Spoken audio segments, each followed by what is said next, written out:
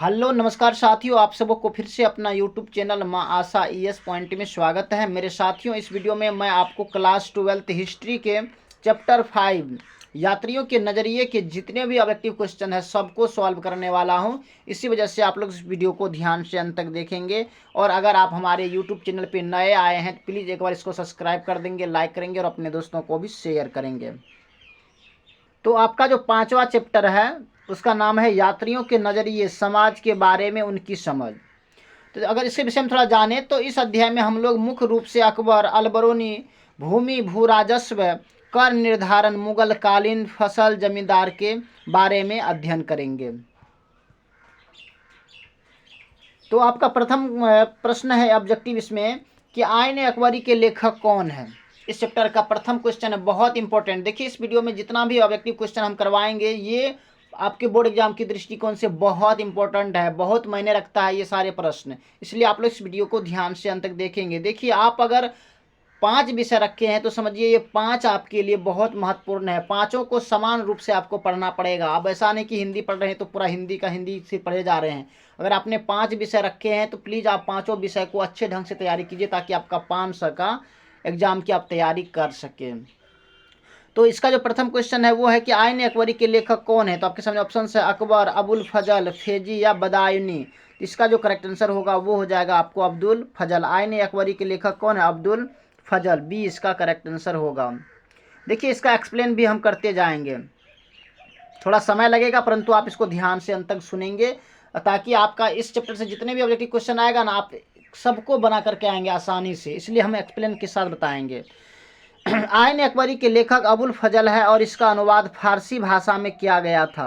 अबुल फजल के दरबार में नवरत्न रहते थे। अबुल फजल के ये जो थे ना, अबुल फजल के दरबार में नवरत्न यानी कि अकबर के दरबार में अकबर के दरबार में जो है नवरत्न रहते थे। नेक्स्ट प्रश्न है आपके सामने, तंबाकू के सेवन पर किस शासक ने प्रतिबंध लगाया? किसने रोक लगाया पर तंबाकू पर? अकबर, जहांगीर, शाहजहां या बाबर? तो ध्यान रखेंगे अकबर ने शुरू किया और इसका बेटा जहांगीर ने इस पर क्या किया? प्रतिबंध लगाया। तो बी इसका करेक्ट आंसर होगा। नेक्स्ट प्रश्न है, देखिए तंबाकू का सर्वप्रथम सेवन अकबर ने किया था और इसका प्रतिबंध जहांगीर ने किया। नेक्स्ट प्रश्न है आपके सामने तीसरा, आईन अकबरी कितने भागों में विभक्त है? 2, 4, 3 या 5? तो मेरे साथियों इसका जो करेक्ट आंसर होगा वो हो जाएगा आपको, आईन अकबरी है ना, इसका करेक्ट आंसर हो जाएगा आपको 5 भाग में बांटा गया। कितना भागों में? 5 भागों में बांटा गया है। आईन अकबरी 5 भागों में विभक्त है और भूमि को 4 भागों में विभक्त किया गया। ध्यान रखिएगा इसके जो आईन अकबरी की जो भूमि है उसको 4 भागों में बांटा गया है और आईन अकबरी को 5 भागों में विभक्त किया गया है।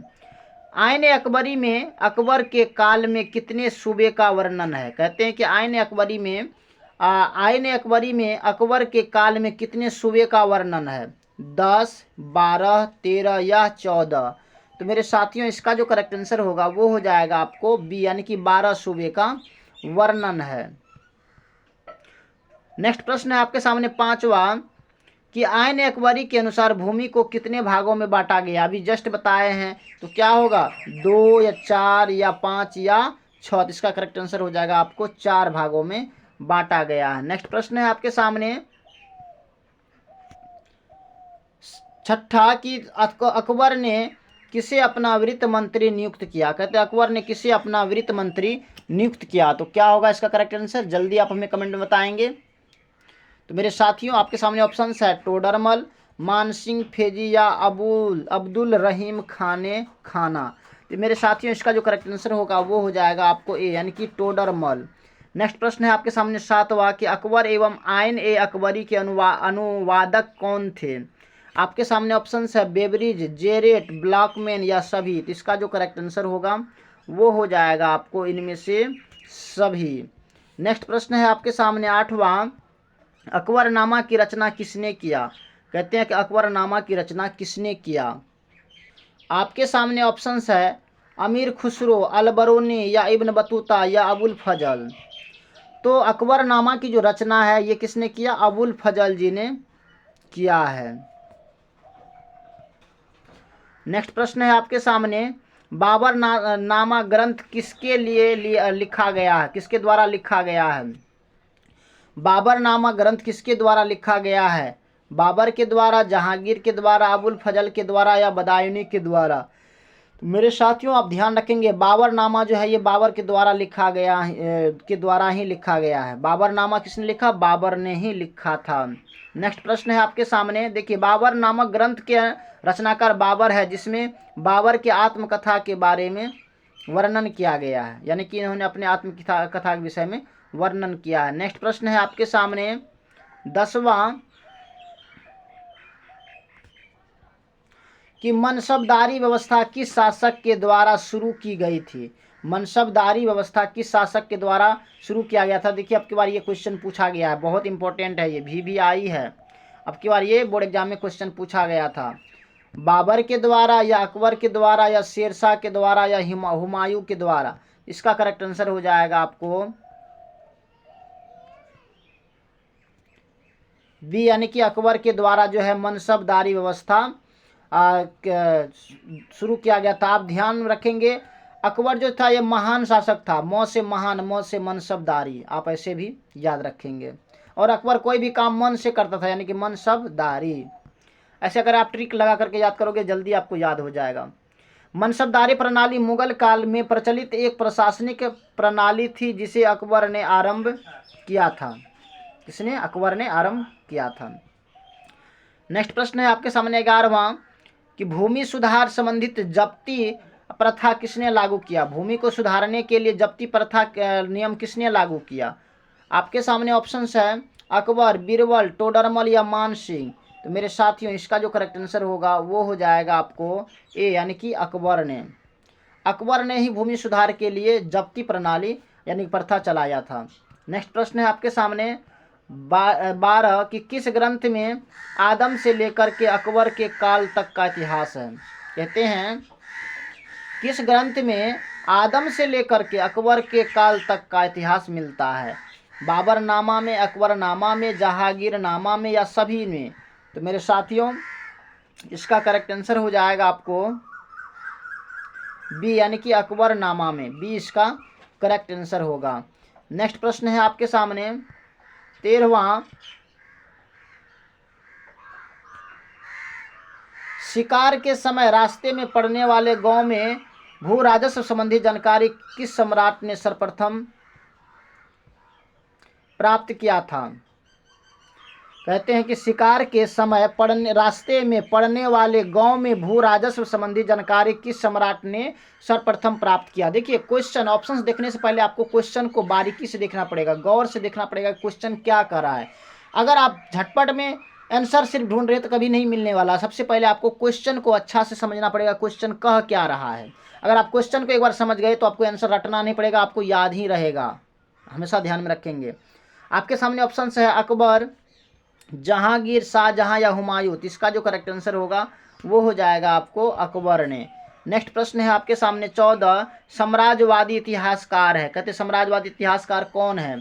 अब्दुल कादिर बदायूनी, WH मॉरलैंड या RP त्रिपाठी या RS शर्मा? तो मेरे साथियों इसका करेक्ट आंसर हो जाएगा आपको बी, यानी कि WH मॉरलैंड। नेक्स्ट प्रश्न है आपके सामने 15, कि भारत में तंबाकू का पौधा किसके द्वारा लगाया गया था? आपके सामने ऑप्शन है अंग्रेजों द्वारा, पुर्तगालियों द्वारा, अरबों द्वारा या हुनों द्वारा। इसका जो करेक्ट आंसर होगा वो हो जाएगा आपको बी, यानी कि पुर्तगालियों द्वारा। नेक्स्ट प्रश्न है आपके सामने देखिए भारत में तंबाकू का पौधा पुर्तगालियों द्वारा लगाया गया था 1608 ईस्वी में। बहुत महत्वपूर्ण प्रश्न है, आपसे क्वेश्चन करेगा कि भारत में तंबाकू का पौधा किसके द्वारा लगाया गया? तो ये क्या हो गया? पुर्तगाली के द्वारा। क्वेश्चन कर देगा कि भारत में तंबाकू का पौधा कब लगाया गया? तो 1608 ईस्वी में। तो इसलिए आप ध्यान रखेंगे, ये बहुत इंपॉर्टेंट पॉइंट है, इसे 3-4 ऑब्जेक्टिव क्वेश्चन बन सकता है। नेक्स्ट प्रश्न है आपके सामने 16, कि तंबाकू का सेवन सर्वप्रथम किस मुगल सम्राट ने किया? यानी कि तंबाकू सबसे पहले किसने खाया था? अकबर, जहांगीर, शाहजहां या औरंगजेब? तो मेरे साथियों ये होगा अकबर, ये ही इसका करेक्ट आंसर होगा। नेक्स्ट प्रश्न है आपके सामने 17, के अब्दुल फजल कृत आइन अकबरी, आइन अकबरी में किस शासक का वर्णन है, यानी कि इसमें किस शासक के बारे में लिखा गया है, बाबर, अकबर, जहांगीर या शाहजहां। यहाँ लिखा हुआ है अकबरी, तो इसका मतलब क्या होगा, अकबर ही होगा, अकबरी लिखा है, आईने अकबरी। ऐसे भी आप कह सकते हैं कि अकबर का आईना, तो अकबर का आईना में किसको दिखाई देगा, अकबर को ही देखेंगे ना, इसलिए आईने अकबरी को में किस शासक का वर्णन है, तो अकबर का ही वर्णन है। नेक्स्ट प्रश्न है आपके सामने 18, कुतुब मीनार का निर्माण किसने आरंभ किया। कुतुब मीनार जो बना हुआ है दिल्ली में, ये सबसे पहले किसने बनाना शुरू किया था, अलाउद्दीन खिलजी, कुतुबुद्दीन ऐबक या रजिया सुल्तान या इब्न बतूता। तो सिंपल बात है, देखिए यहाँ पे क्या लिखा है, कुतुब मीनार लिखा हुआ है, यहाँ पे कुतुबुद्दीन लिखा हुआ है, कुतुब मीनार, ऐसे आप याद रखेंगे। कुतुबुद्दीन ऐबक ने कुतुब मीनार का निर्माण आरंभ किया था, इसका बी करेक्ट आंसर होगा। कुतुब मीनार का निर्माण किसने किया, कुतुबुद्दीन ऐबक। नेक्स्ट प्रश्न है आपके सामने 19, कि ताजमहल का निर्माण किसने करवाया था। आप सब जानते हैं, आप गाना भी सुने होंगे। हाँ, तो क्या होगा, शाहजहां, अकबर, जहांगीर या इनमें से कोई नहीं। तो ताजमहल का निर्माण जो है ये शाहजहां ने किया था।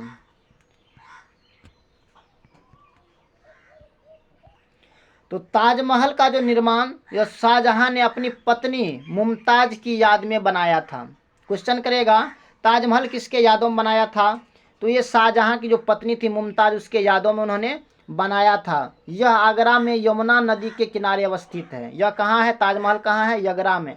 आगरा में ताजमहल कहाँ है, आगरा में, और यह जो है यमुना नदी के किनारे है। क्वेश्चन करेगा आगरा जो ये ताजमहल जो है यह किस नदी के किनारे स्थित है, तो क्या होगा, ये यमुना नदी के किनारे स्थित है। तो समझ में आ गया आपको, ताजमहल किसने बनाया, शाहजहां ने। क्यों बनाया, तो अपने पत्नी मुमताज की याद में। कहाँ है, तो ये आगरा में है। किस नदी के किनारे है, तो यमुना नदी के किनारे है। नेक्स्ट और अंतिम प्रश्न है आपके सामने, प्राचीन नालंदा विश्वविद्यालय के विद्यार्थी कौन है, कुमार गुप्त, सोनू गुप्त या मिश्र गुप्त या इनमें से कोई नहीं। मेरे साथियों ये बहुत इंपॉर्टेंट क्वेश्चन है, MVVI most important objective question है, इसलिए आप इसको ध्यान से, जितने प्रश्न बताए थे ना ये बहुत इंपॉर्टेंट है, कई बार ये पूछा गया और पूछने का चांस है। तो आपके सामने जो इसका ऑप्शन, इसका आंसर हो जाएगा आपको ए, यानी कि कुमार गुप्त। कुमार गुप्त जो है ये प्राचीन नालंदा विश्वविद्यालय के विद्यार्थी थे। तो मेरे साथियों हमने 20 ऑब्जेक्टिव क्वेश्चन को बताए हैं, इनमें से आपको कितना बन रहा था, क्या आपने इस चैप्टर को पूरा लाइन बाय लाइन एक्सप्लेन किए हुए हैं, क्या आपने समझे हुए हैं। अगर नहीं समझे हुए तो प्लीज़ आप हमें कमेंट में बताएंगे, मैं इस पर एक वीडियो बनाऊंगा जिससे आपको बहुत आसानी होगा इसके शॉर्ट और लॉन्ग क्वेश्चन को याद करने में भी। बाकी ये वीडियो आपको कैसा लगा, अगर आपको अच्छा लगा होगा तो प्लीज़ आप हमारे यूट्यूब चैनल को भी सब्सक्राइब करेंगे, लाइक करेंगे और अपने दोस्तों को भी शेयर करें। बाकी so thanks very much, all the best. फिर मिलते हैं आगे की वीडियो में, तब तक के लिए जय हिंद।